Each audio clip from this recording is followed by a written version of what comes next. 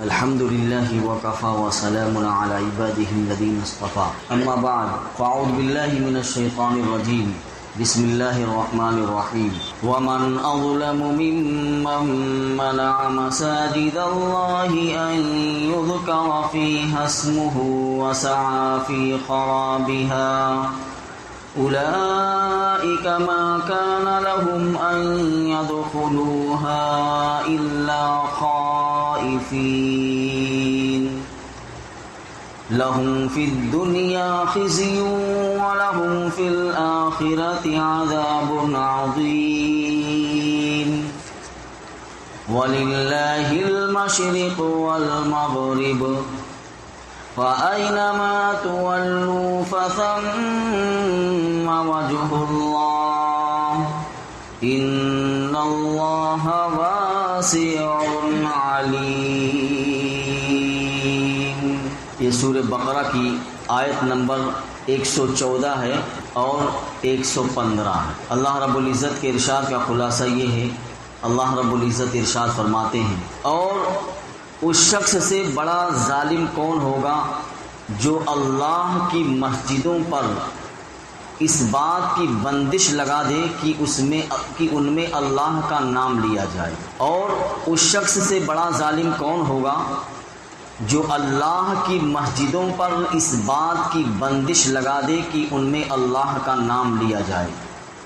اور ان کو ویران کرنے کی کوشش کرے۔ ایسے لوگوں کو یہ حق نہیں پہنچتا کہ وہ ان مسجدوں میں داخل ہوں مگر ڈرتے ہوئے۔ ایسے لوگوں کے لیے دنیا میں رسوائی ہے اور انہی کو آخرت میں زبردست عذاب ہوگا۔ آگے اللہ رب العزت فرماتے ہیں وَلِلَّهِ الْمَشْرِقُ وَالْمَغْرِبُ، اور مشرق و مغرب سب اللہ ہی کی ہیں، لہٰذا تم جس طرف بھی رخ کرو گے وہیں اللہ کا رخ ہے۔ ان اللہ واسع علیم، بے شک اللہ بہت وسعت والا، بڑا علم رکھنے والا ہے۔ اصل میں کچھ یہودی جب تحویل قبلے کا حکم آیا، یعنی پہلے مسلمان 16 یا 17 مہینے تک بیت المقدس کی طرف منہ کر کے نماز پڑھ رہے،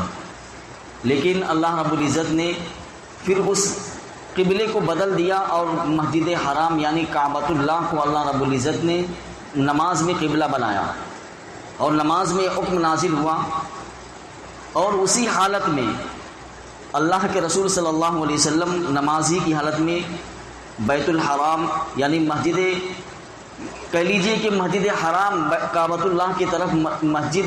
نماز کی طرف ہی نماز ہی کی حالت میں پھر گئے۔ 4 رکعت والی نماز تھی، 2 رکعت مسجد بیت المقدس کی طرف اور 2 رکعت مسجد حرام کی طرف کر کے آپ نے نماز پڑھی۔ تو آج بھی جو حج کرنے کے لیے جاتے ہیں، اب دیکھتے ہیں وہاں ایک مسجد ہے جس کو مسجد قبلتین کہتے ہیں، یعنی 2 قبلوں والی مسجد۔ وہ وہی مسجد ہے جہاں یہ آیت نازل ہوئی ہے تحویل قبلہ کے بارے میں۔ تو یہودیوں نے تحویل قبلہ کے بعد کچھ کمزور قسم کے مسلمانوں کو یا کچھ کمزور لوگوں کو شکوک و شبہات میں ڈالنے کی کوشش کی اور مسجد نبوی کی ویرانی کی کوشش کی۔ اسی طریقے سے روم کے بعض سلاطین، کہہ لیجیے بادشاہ، جن کا تعلق جو ہے نصارہ سے تھا، انہوں نے بیت المقدس کی ویرانی کی کوشش کی، اور آج بھی یہودی لوگ بیت المقدس کو ویران کرنے کی کوشش کر رہے ہیں۔ اس زمانے میں کچھ نصارے، بعض سلاطین ایسے تھے جو نصارہ سے تعلق رکھتے تھے، وہ نصارہ یعنی ان کا مذہب جو ہے عیسائی تھا، انہوں نے بیت المقدس کو خراب کرنے کی کوشش کی، ویران کرنے کی کوشش کی۔ اور اسی طریقے سے سن 6 ہجری کو جب اللہ کے رسول صلی اللہ علیہ وسلم صحابہ کرام کی جماعت کے ساتھ عمرہ کے ارادے سے مکہ کے لیے نکلے مدینہ سے، تو مشرکین مکہ نے آپ صلی اللہ علیہ وسلم کو اور صحابہ کرام کو مسجد حرام میں داخل ہونے سے روک دیا، کہا کہ آپ مسجد حرام میں آپ لوگ نہیں داخل ہو سکتے ہیں، اور پھر ایک معاہدہ کیا، اور یعنی وہ معاہدہ صلح حدیبیہ کے نام سے ہے، اور معاہدہ کرنے کے بعد پھر مدینہ آپ صلی اللہ علیہ وسلم واپس آ گئے۔ اس طرح مکہ کے مشرکین نے بیت اللہ میں عبادت سے روکا لوگوں کو، اور وہ کہتے تھے کہ ہم ایسے لوگوں کو مسجد حرام میں یعنی کعبہ میں نہیں داخل ہونے دیں گے جنہوں نے بدر کے روز یعنی بدر کی لڑائی میں جن لوگوں نے ہمارے باپ کو، ہمارے چچا کو، ہمارے بھائی کو اور اسی طریقے سے ہمارے خاندان والوں کو قتل کیا ہے، انہی کے بارے میں اللہ رب العزت نے آیت نازل فرمائی ہے کہ سب سے بڑا ظلم یا کہہ لیجیے کہ سب سے بھاری ظلم یہ ہے کہ مسجدوں میں اللہ کا نام لینے سے روک دیا جائے اور اس کی یعنی مسجد کی ویرانی کی کوشش کی جائے. اور ایسے لوگوں کے لیے دنیا میں اللہ رب العزت فرماتے ہیں لہم فی الدنیا خزی ولہم فی الآخرۃ عذاب عظیم. ایسے لوگوں کے لیے دنیا میں ذلت اور آخرت میں اللہ رب العزت کہتے ہیں کہ عذاب عظیم ہے. تو ایسے مسلمان جنہیں مسجد حرام میں جانے سے روک دیا گیا تھا انہیں اس موقع پر اللہ رب العزت تسلی دے رہے ہیں کہ مسلمان جو مسجد حرام میں جانے سے ان کو روک دیا گیا ان کو فکر کرنے کی ضرورت نہیں ہے، یعنی روک دینے کے سبب وہ رنجیدہ نہ ہوں. کیوں؟ کیونکہ تمام مشرق اور مغرب یہ کہہ رہے ہیں اللہ رب العزت یہ اللہ تعالیٰ ہی کے لیے ہے. جس جگہ بھی اللہ کی عبادت کی جائے تو اللہ تعالیٰ وہیں ہے اور اللہ تعالیٰ سب کو جاننے والا بھی ہے. تو دیکھیے مذہب کے جو ماننے والے لوگ ہیں، مذہب کے ماننے والوں لوگوں میں جب انحراف شروع ہوتا ہے تو بڑی سے بڑی بدعملی کا ارتکاب بھی ان میں غیر متوقع نہیں ہوتا. یعنی اگر وہ مذہب کے ماننے والے انحراف شروع کر دیں تو پھر ان سے بڑی بڑی بدعملی کا ارتکاب ہو جاتا. البتہ کوئی کتنا بھی ظالم کیوں نہ ہو، اللہ کے گھروں کی بربادی اور بے حرمتی اور ان میں اللہ کے ذکر کرنے سے روکنا جو ہے یہ بہت ہی کم وقوع ہوتا ہے. یعنی کتنا بھی بڑا ظالم ہو اللہ کے گھر کی وہ تھوڑی سی عزت کرتا ہے، احترام کرتا ہے، غیر مسلم بھی، لیکن اگرچہ وہ محلے کے اندر شہر کے اندر فساد مچاتا پھرے لیکن اللہ کے گھر کی بے حرمتی نہیں کرتا. لیکن کہتے ہیں کہ اللہ کے گھر کی بے حرمتی یہ بہت بڑا ظلم ہے اور لوگ دین کی روح سے بیگانہ ہو جاتے ہیں. لیکن دین کے یعنی اگرچہ ان کے اندر دین نہیں ہوتا ہے، دین کی روح ان میں نہیں ہوتی ہے، لیکن دین کے جو مظاہر ہوتے ہیں تو وہ دین کے مظاہر سے عموماً وہ لوگ جڑے رہتے ہیں. لیکن جب کوئی مذہب کا ماننے والا گروہ اللہ کے گھروں کی بے حرمتی کرنے لگے اور ان میں اللہ کا نام لینے سے روکنے لگے تو یہ سمجھ لیجئے کہ یہ ایک ایسی بدعملی ہے کہ جس پر ہمیشہ کے لیے لعنت اور پھٹکار اللہ رب العزت کی ہے. کوئی فرد اس کا ارتکاب کرے تو اسے لوگ بھی نفرت کی نگاہ سے دیکھتے ہیں، یعنی کہتے ہیں کیا یار تو مسجد کی بھی رعایت نہیں کرتا، اللہ کا گھر ہے یہ،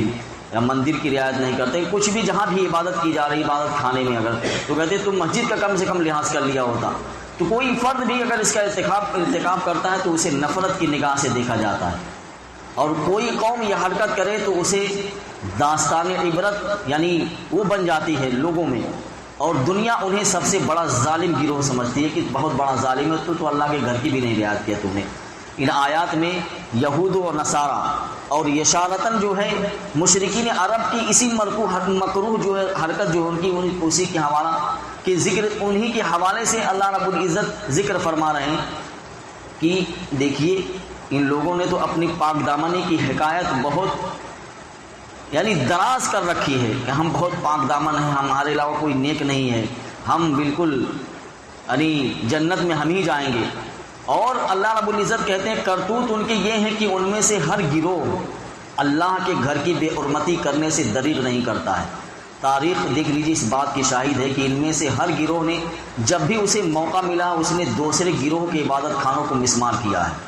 بے حرمتی کی ہے اور لوگوں کو اس میں داخل ہونے سے روکا ہے. آج بھی دیکھ لیجیے بیت المقدس کے اندر یہودی جو ہے بالکل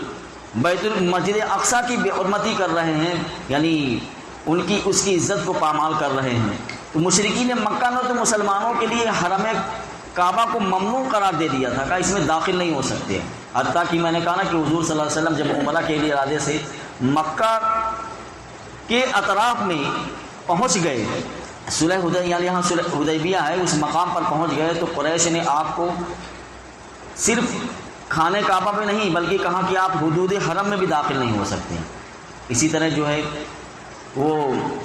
رومی بادشاہ جو تھا، رومی بادشاہ کے عہد میں رومی مشرکین نے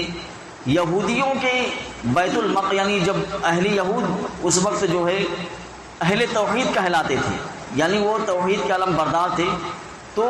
یہود اہل توحید کو بیت المقدس میں اللہ کا ذکر کرنے سے اس رومی مشرک بادشاہ نے روک دیا تھا۔ اسی طریقے سے آپ جو ہے سورہ فیل دیکھیں، الم تر کیف فعل ربک باصحاب الفیل، اس میں اللہ رب العزت نے یمن کے حکمراں ابرہہ نے بیت اللہ کو گرانے کے لیے 60,000 انسانی فوج اور ہاتھیوں کی ایک بڑی تعداد لے کر وہ حملے کا ارادہ کیا تھا اس نے، یعنی کعبۃ اللہ کو گرانے کی۔ لیکن اللہ کی غیرت جوش میں آئی اور اس نے ان میں سے ایک ایک کو چن چن کر اللہ رب العزت نے سب کو جہنم واصل کر دیا۔ تو یہ معلوم ہونا چاہیے کہ ابرہہ جو تھا وہ بھی عیسائی ہی تھا اور افریقہ کی عیسائی حکومت کے ماتحت تھا۔ اس نے یہ عملہ اپنی مرضی سے نہیں کیا تھا بلکہ قیصر جو اس وقت کا بادشاہ، عیسائی بادشاہ تھا، اس کے اشارے سے کیا تھا تاکہ لوگ جو ہے بیت اللہ کو بھول جائیں۔ تو تاریخ میں بے شمار ایک دوسرے کے یعنی عبادت خانوں کی بے حرمتی کی اور طاقت ملنے پر انہیں مسمار کر ڈالا ان لوگوں نے۔ تو اللہ تعالیٰ فرماتے ہیں کہ ایسے لوگ تو اس قابل نہیں ہیں، یعنی ایسے لوگ تو اس قابل نہیں ہوتے کہ انہیں مسجدوں میں داخل ہونے کی اجازت دی جائے۔ وہی اللہ رب العزت فرماتے ہیں اولئک ما کان لهم ان يدخلوها الا خائفین، ایسے لوگوں کو یہ حق نہیں پہنچتا کہ وہ ان مسجدوں میں داخل ہوں مگر ڈرتے ہوئے۔ تو اللہ رب العزت فرماتے ہیں کہ انہیں مسجدوں میں داخل ہونے کی اجازت دی جائے، ایسے اس قابل نہیں ہے، کیونکہ مسجد کیا ہے؟ مسجد تو اللہ کا گھر ہے، یہاں تو اللہ سے ڈرتے ہوئے داخل ہونا چاہیے، اور جس کے دل میں اللہ کا خوف، اللہ کے گھر کا احترام نہ ہو، اس کے لیے اللہ کے گھر میں کوئی گنجائش نہیں ہے۔ ایسے لوگوں کے لیے اللہ رب العزت کہتے ہیں کہ دنیا میں رسوائی ہے، لہم فی الدنیا خزی، اور آخرت میں کیا ہے؟ وَلَهُمْ فِي الْآخِرَةِ عَذَابٌ عَظِيمٌ، اور آخرت میں عذاب عظیم ہے۔ اور آگے اللہ رب العزت فرماتے ہیں وَلِلَّهِ الْمَشْرِقُ وَالْمَغْرِبُ، یعنی ایسے مسلمان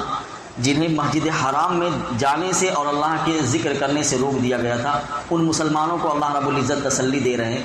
کہ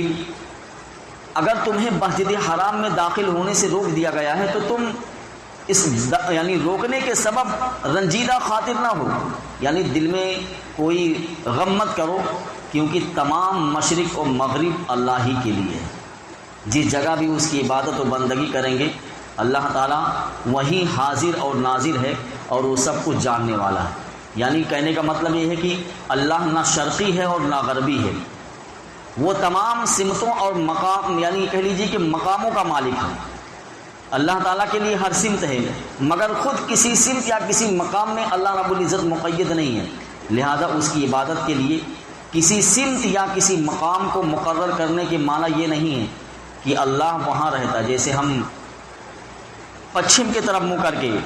یا مغرب کی طرف ہم منہ کر کے نماز پڑھتے ہیں، تو اس کا مطلب یہ نہیں کہ اللہ صرف مغرب میں ہے، وہی اللہ رب العزت کہتے ہیں کہ کسی سمت مقرر کرنے کا مطلب یہ نہیں ہے یا کہ اللہ وہاں رہتا ہے یا اس طرف رہتا ہے، اور نہ یہ کوئی جھگڑنے کی اور بحث کرنے کے قابل بات ہے کہ پہلے تم وہاں یا اس طرف منہ کر کے نماز پڑھتے تھے، اب تم جو ہے بیت المقدس سے پھر کر مسجد حرام کی طرف تم لوگوں نے رخ کر لیا۔ تو اللہ رب العزت کہتے ہیں کوئی جھگڑنے کی اور بحث کرنے کی بات نہیں ہے کہ تم پہلے وہاں اور یا اس طرف عبادت کرتے تھے، اب تم نے اس جگہ یا اس سمت کو بدل دیا۔ تو اللہ رب العزت فرماتے ہیں کہ ان اللہ واسع علیم، یعنی اللہ تعالیٰ محدود، تنگ دل، تنگ نظر اور تنگ دست نہیں ہے،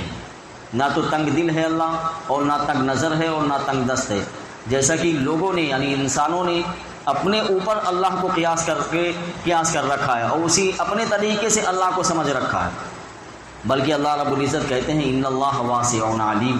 اللہ کی خدائی یعنی اس کی خدائی بھی وسیع ہے اور اس کا زاویے جو نظر ہے اور دائرے جو فیض ہے وہ بھی وسیع ہے، اور وہ یہ بھی جانتا ہے کہ اس کا کون سا بندہ کہاں کس وقت اور کس نیت سے اللہ کو یاد کر رہا ہے، یہ اللہ کو معلوم ہے۔ تو اللہ سے دعا کریں کہ حق تعالیٰ شانہ